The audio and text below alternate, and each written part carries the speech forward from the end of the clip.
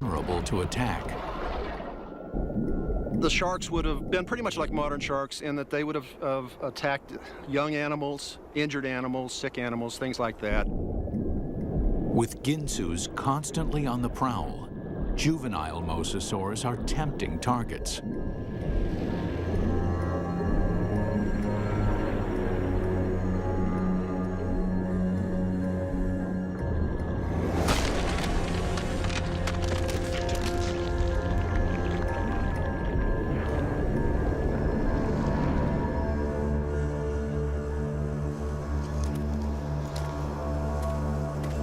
For years, scientists in the field found strange fossil remains of mosasaurs. Jaws with the teeth dissolved away, partial skulls, and bones that appeared etched by acid. Where these remains came from was a mystery. And then they figured it out. Shark puke. The sharks would kill a small mosasaur, eat it, but they would regurgitate portions of the thing that had the teeth in it and some of the heavier bones. This is a group of bones, all that remains of a small mosasaur that was eaten by a shark. Ginsus prey on mosasaurs that are sick or injured. When the sharks sense vulnerability, they close in for the kill.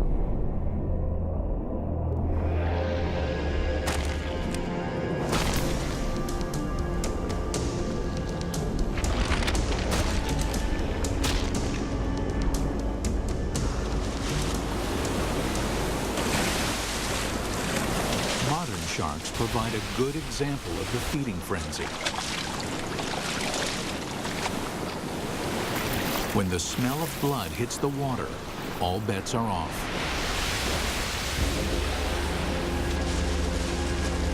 But as mosasaurs evolve and become bigger, the tide of this battle begins to turn. Everything, including ginsu shark, goes on the menu. A shark might be swimming around and trying to feed on a school of fish or other prey, and this mosasaur comes up behind him, then grabbed it before the shark or the other prey knew what was happening, and takes him and kind of swallows him in one gulp.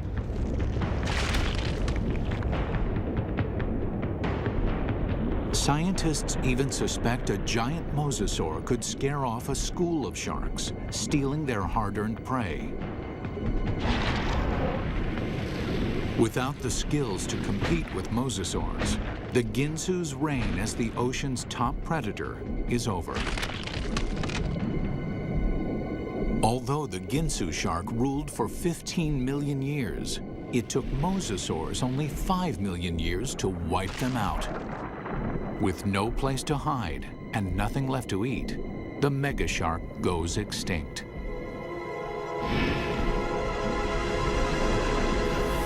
Next, the mosasaur would face off against one of the largest predators to ever roam the ocean's depths.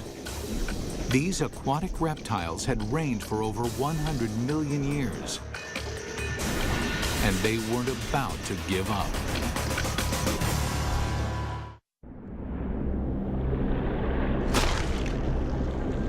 "82 million years ago, the mosasaur knocks off its prime competition, the ginsu shark. But with this adversary gone, mosasaur isn't the only megabeast left standing. It faces a group of giant, lethal predators with an equally bad attitude: the plesiosaurs.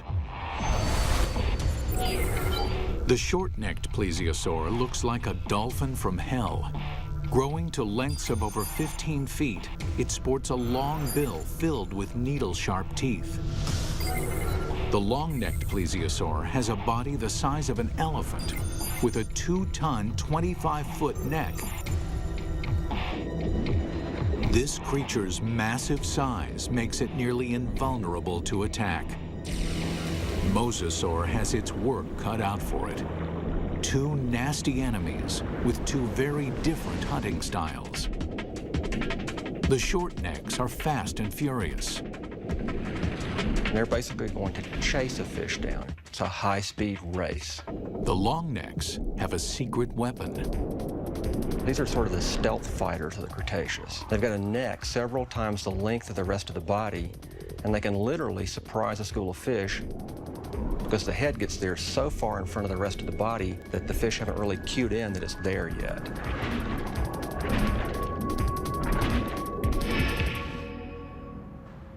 Mosasaurs developed the skills to battle both these foes. The short-necked plesiosaurs are fast, just not fast enough.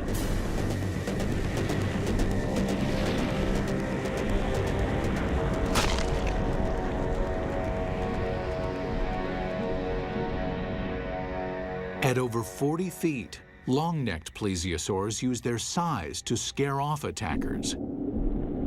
But the wily mosasaur turns its opponent's former advantage into an opportunity. It attacks the most vulnerable target.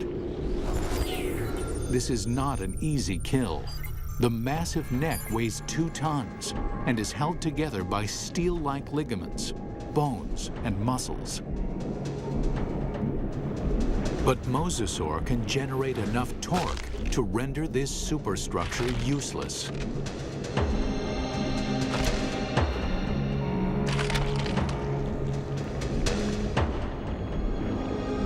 Faced with extinction, the plesiosaurs change their hunting strategy.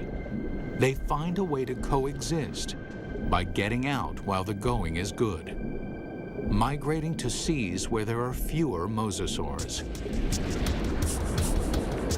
Mosasaurs are the most successful predators to ever live in the ocean.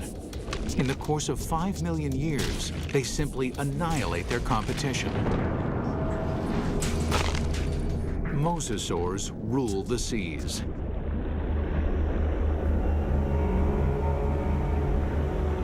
But it is lonely at the top. Like many apex predators, mosasaurs are solitary creatures. The only reason they seek other mosasaurs is to breed. When it comes to mating, scientists base mosasaur behavior on today's monitor lizards. And it's usually the male trying to drive the female out of his territory after mating has happened. So you talk about a short honeymoon, and they will occasionally sort of swim up and give, if you will, a love bite to the female that says, time for you to go. This kind of aggressive behavior doesn't just play out during mating season. As mosasaurs become the dominant ocean species, an uncivil war begins. We've got the fossil evidence that shows that mosasaurs killed other mosasaurs, and they didn't eat them. I mean, it wasn't for food. Like many top species, once mosasaurs tame their world, they turn on each other. This will to kill would have been unstoppable. And where there is a will, there is a way. It is time to remake a monster.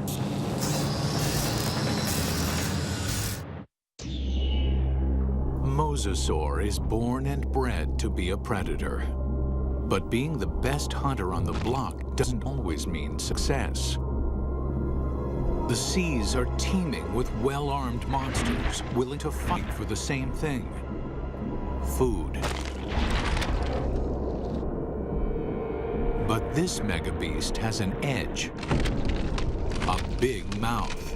We've got an animal here, he doesn't chew you to pieces, he just swallows you in one chunk.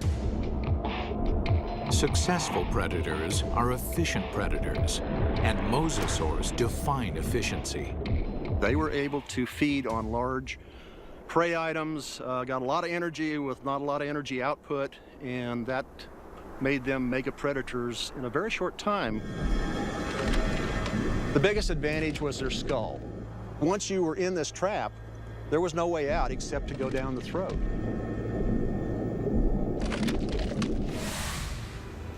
If you look at the teeth, they're used for subduing the prey, not for chewing. In fact, a mosasaur didn't chew its food. It tried to swallow the biggest pieces possible. You might say it had bad table manners. If you look at a modern-day Komodo dragon, they do the same thing. They might take a whole goat leg and try to swallow it all in one bite. Well, a Komodo dragon can get away with this because they're terrestrial. So there's 1.5 feet, 2 feet of goat leg sticking out the front of their mouth. they just slap their face into the ground and try to push it in their mouth.